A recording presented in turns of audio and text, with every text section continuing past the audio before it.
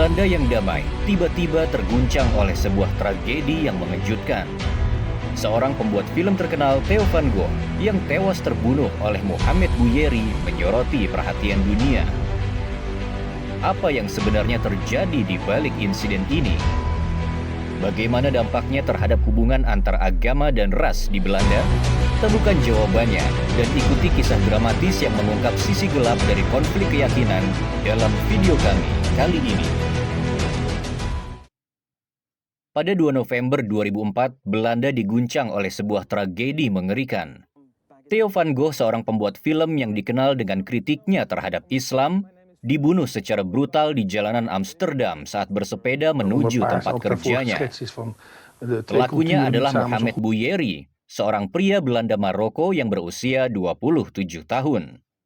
Theo van Gogh adalah keturunan dari saudara pelukis terkenal Vincent van Gogh. Dia dikenal karena film-film yang kontroversial, terutama yang menyoroti isu-isu seputar kekerasan terhadap perempuan dalam Islam. Filmnya yang berjudul Submission yang ditulis bersama dengan Ayaan Hirsi Ali, seorang politikus kelahiran Somalia, menggambarkan perempuan muslim yang menderita karena kekerasan domestik.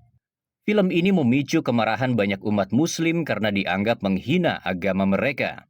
Pada pagi itu, Bouyeri menembak van Gogh beberapa kali sebelum menikamnya dan menggorok lehernya. Tidak hanya itu, Bouyeri juga menempelkan sebuah catatan pada tubuh van Gogh dengan pisau. Catatan tersebut berisi ancaman dan kutipan dari Al-Quran, ditujukan kepada Hirsi Ali. Di persidangan yang berlangsung pada Juli 2005, Bouyeri memecah kebungkamannya. Mengenakan jubah hitam dan memegang Al-Quran, dia dengan tegas mengakui perbuatannya. Dia menyatakan bahwa tindakannya didorong oleh keyakinan agama dan bukan karena kebencian pribadi terhadap van Gogh sebagai individu Belanda.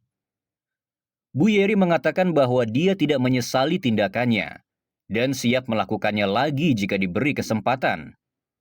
Dengan wajah tanpa ekspresi dan suara yang tenang, dia menyampaikan pesannya kepada hakim dan ibu korban yang hadir di ruang sidang. Pembunuhan ini tidak hanya mengakhiri hidup van Gogh, tetapi juga memicu ketegangan agama dan ras di Belanda. Negara yang sebelumnya dikenal dengan toleransinya mulai mengalami serangan terhadap masjid, sekolah agama, dan gereja. Pembunuhan ini mencerminkan masalah mendalam yang dihadapi oleh masyarakat Belanda dalam mengintegrasikan hampir 1 juta penduduk Muslim. Kasus ini mengingatkan banyak orang tentang pembunuhan Pim Fortuyn, seorang politisi anti-imigrasi pada tahun 2002. Fortuyn ditembak oleh seorang aktivis hak-hak binatang yang menentang pandangan politiknya.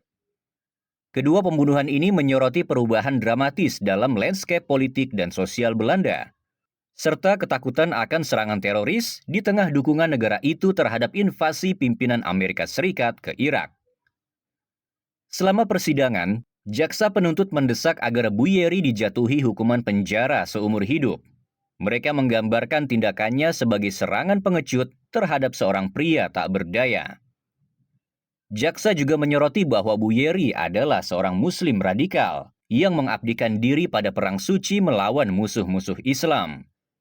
Dia bermaksud untuk menyebarkan teror di Belanda melalui tindakannya yang brutal. Bouyeri sendiri tidak menunjukkan rasa takut atau penyesalan. Dia mengatakan bahwa akan menjadi tindakan pengecut jika dia bersembunyi di balik aturan hukum dan menghindari hukuman maksimal. Dia menyatakan bertanggung jawab penuh atas tindakannya dan siap menerima konsekuensinya. Ketegangan ini tidak hanya berakhir di ruang sidang. Pembunuhan van Gogh memicu perdebatan luas tentang kebebasan berekspresi, toleransi, dan integrasi.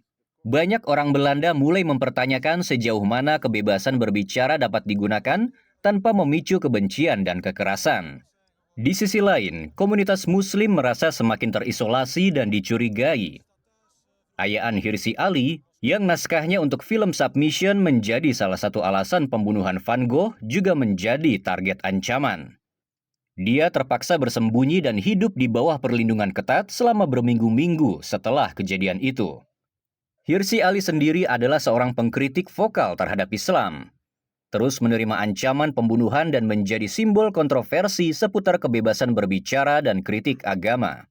Pembunuhan ini meninggalkan luka mendalam bagi keluarga Van Gogh dan masyarakat Belanda secara keseluruhan.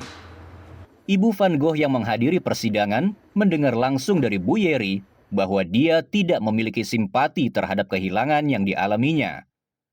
Hal ini menambah rasa sakit dan penderitaan yang harus dia tanggung. Setelah melalui persidangan yang panjang dan melelahkan, Bu Yeri akhirnya dijatuhi hukuman penjara seumur hidup. Keputusan ini diharapkan dapat memberikan sedikit rasa keadilan bagi keluarga Van Gogh dan masyarakat yang terkejut dengan kekejaman yang terjadi. Namun, dampak dari pembunuhan ini tidak mudah hilang. Belanda yang selama ini dikenal sebagai negara yang toleran dan terbuka, harus menghadapi kenyataan bahwa integrasi dan toleransi tidak selalu mudah dicapai.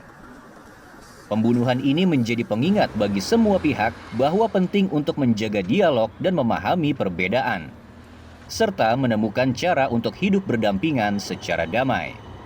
Kasus ini juga menyoroti tantangan yang dihadapi oleh banyak negara di dunia dalam menangani isu-isu keagamaan dan rasial. Dalam era globalisasi, di mana orang-orang dari berbagai latar belakang hidup berdampingan, penting untuk terus mencari cara untuk membangun masyarakat yang inklusif dan menghormati perbedaan. Pembunuhan Theo van Gogh oleh Mohamed Bouyeri adalah sebuah tragedi yang mengguncang Belanda dan dunia. Ini adalah cerita tentang kebebasan berbicara, keyakinan agama, dan ketegangan yang muncul ketika kedua hal ini bertabrakan. Semoga kita bisa belajar dari kejadian ini dan bekerja menuju masa depan yang lebih damai dan harmonis. Terima kasih telah menyimak. Jangan lupa untuk like, komen, dan subscribe untuk informasi lebih lanjut. Sampai jumpa di video berikutnya.